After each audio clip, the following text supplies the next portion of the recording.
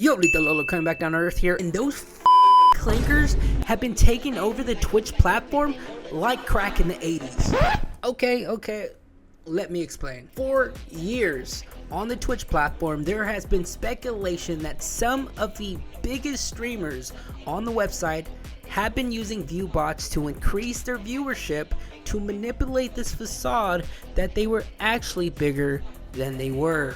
I'm gonna say some shit that it might cause a shitstorm, but it's low-key just facts. I usually refrain from this kind of stuff because obviously there's no proof or guarantee, but I genuinely wholeheartedly believe 80 or more % of large creators on the platform are view botting or being view botted. This is an extreme issue and possibly unlawful, because what happens is that sponsorships tend to be magnetized to streamers with larger audiences, obviously, so that they can promote their brand through them, and in exchange for this, they'll give the streamer large bags of cash, which is a win-win situation for both parties involved. But if a streamer is faking their viewership with a bunch of clankers, then they are being fraudulent.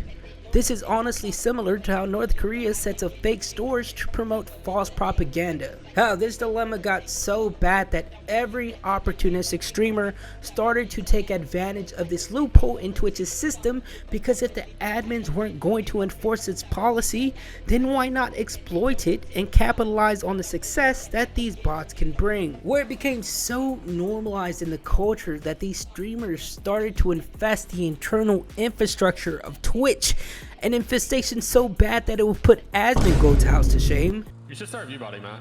Dude, actually, I've been thinking about suggesting viewbotting to a lot of people because they don't do anything about it. There's countless streamers on this platform. Some of the top 10 streamers on this platform just viewbot. Just do it. Fuck it. Who cares? Yeah. Now, in July of 2025, Twitch staff has finally come to their senses and made the announcement that they were going to implement improved systems and updated detection tools to combat view bots. A revelation even more shocking than Jesus walking on water, and one that certainly horrified disingenuous streamers all across the platform, because this would reveal the truth that they've been trying to conceal all along. Mr. President, the viewbot detection system just went live, and fucking boom,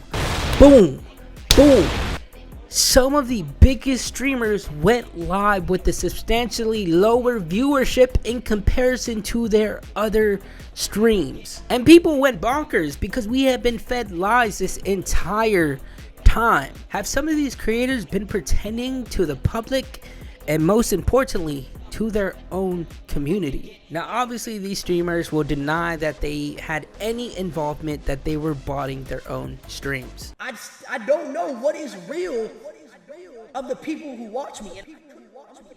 But can we truly believe that every single one of these creators had some sort of third party maliciously try to ruin their reputation by giving them fake bots?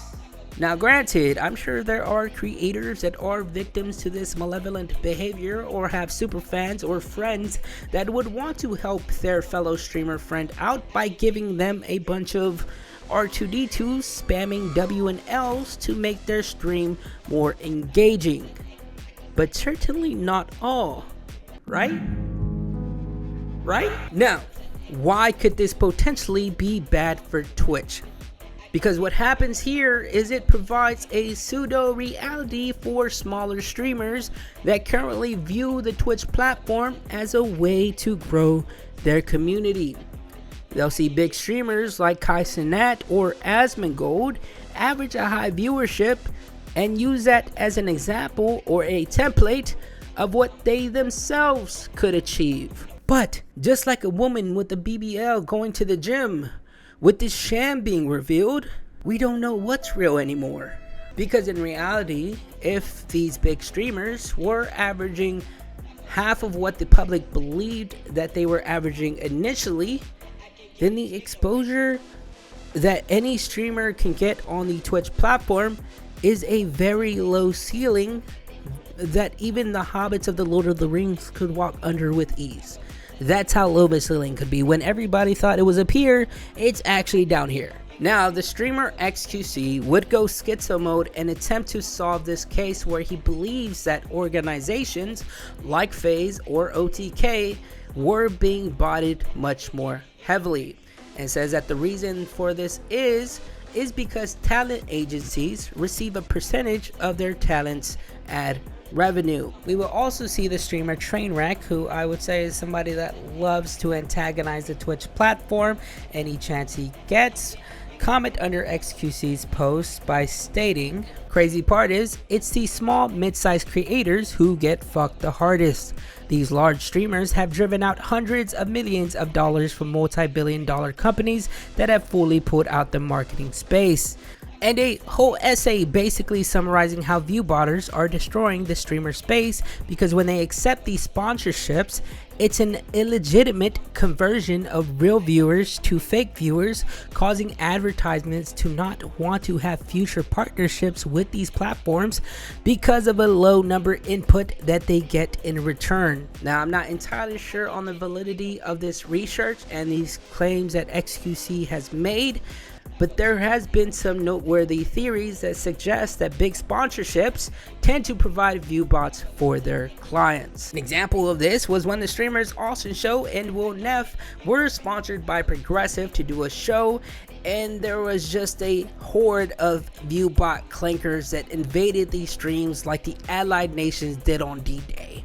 And this was in fact confirmed by one of the streamers that was involved in this sponsorship as well, Caroline Kwan. Now, there is a possibility that the new system that Twitch implemented was flawed initially and caused a huge discrepancy in some of these big streamers' viewerships, causing it to be lower than it actually was. Because in the upcoming days, these streamers would return to their normal viewerships. Now, it's either that or there was a new method discovered to bypass the viewbot detection system once again, and these streamers have returned back to their regularly scheduled programming by using viewbots.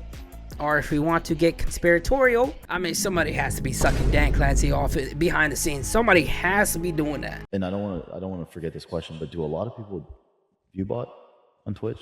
And there are people. Yes, there are constant. That's a constant battle. Really? Absolutely.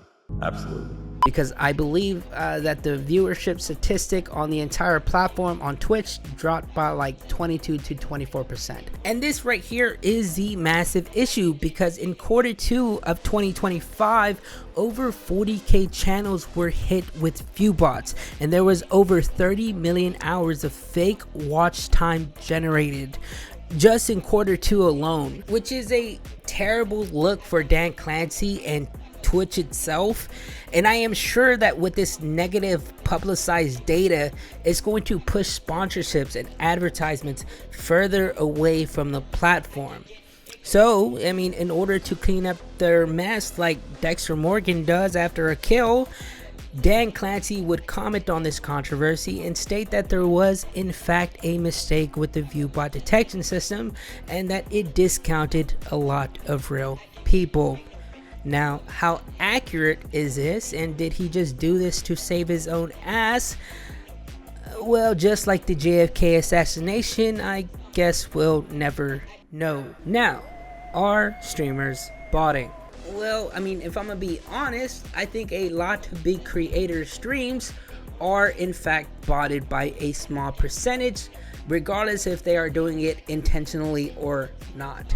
I think the ratio is typically like 70% real people to 30% bots is the average for a big streamer like Kai Cenat or Hasanabi, or any stream that hits over 35k, and especially for any stream that hits over 70k, you are most likely going to see a small percentage of bots, no doubt about it. Anyways, now in my opinion, I think we need to get all the bots, put them on an island, and blow that motherfucker up with an atom bomb. Because in order to get an accurate portrayal on the data to determine the actual success of Twitch's platform, we need this customary artifice out of the equation immediately. Because once again, it provides a false hope for a lot of small streamers who think that the only way that they can make it is through the rigorous grind. You got some of these small streamers putting in hours like a blue collar worker. It's insane. They're here averaging 1 viewer for a whole year, putting in 12 hours a day. That's not how you're supposed to do it. If you want to be a big streamer on Twitch, just look at the data, look at the analytics. Do not start on Twitch unless you know somebody that knows somebody that knows somebody that knows QT Cinderella. Do not start on Twitch. There is no actual growth on this platform. I mean, just look at some of the biggest streamers and trace back to their roots and origins as a content creator. Jinxie got big on TikTok. Queso got big on TikTok. DDG was a rapper who already had like a social media presence. And who else? Vanilla Mace was another big TikTok star. You could see the theme here, you know? Anyways, that's all for me. I'm off to another dimension. See ya.